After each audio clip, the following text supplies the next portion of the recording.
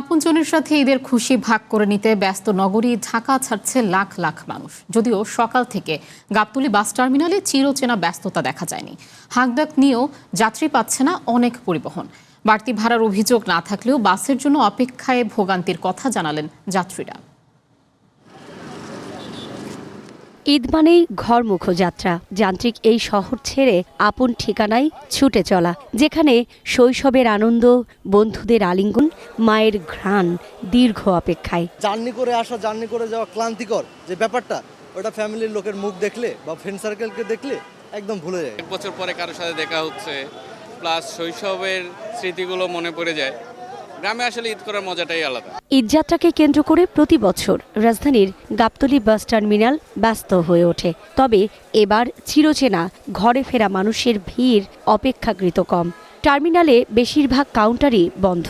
অনেকেই কাটাচ্ছেন অলস সময়। কাঙ্ক্ষিত গন্তব্যের হাঁক ডাক দিয়েও যাত্রী পাচ্ছেন না পরিবহন শ্রমিকরা। গুলিস্তান হচ্ছে নগর টার্মিনাল, আন্তনগর টার্মিনাল। প্রতিদিন হাজার হাজার গাড়ি চলতেছে, যাত্রী সব ওদিক দিয়ে পদ্মা সেতুতে চলে যাচ্ছে, গাবতলীতে কেউ আসে না। টার্মিনালের ভিতর গাড়ি নাই একটাও, অথচ গেট দিয়ে গাড়ি ঢুকতে দেয় না পুলিশ।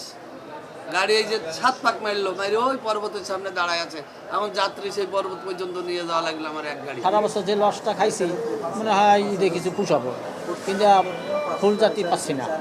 প্রতি গাড়িতে 10 সিট 20 সিট খালি যাচ্ছে। বেশিরভাগ যাত্রীর কাছে এসব বাস কাউন্টারে বাড়তি ভাড়া নেওয়ার অভিযোগ নেই তেমন। তবে যাত্রী ছাউনির অভাব আর বাসের জন্য অপেক্ষার চরম ভোগান্তির কথা জানিয়েছেন যাত্রীরা। এখন বৃষ্টি হলে সব যাত্রী কিন্তু ভিজতে হবে। এরকম কোনো জায়গা থাকুক, যে ছাউনি থাকুক, যে যাত্রীরা একটু নিরাপদে বসতে পারবে। ভাড়া বাড়ানোর জন্য সিন্ডিকেট করে বাসের স্বল্পতা দেখায়, যে কারণে আমরা ভোগান্তিতে পড়ি। ঈদযাত্রা নির্বিঘ্ন করতে গাবতলী বাস টার্মিনালে তৎপর আছেন আইন শৃঙ্খলা বাহিনী। যাত্রীদের অভিযোগ আমলে নিয়ে দ্রুত সমাধানের ব্যবস্থা নেওয়া হচ্ছে।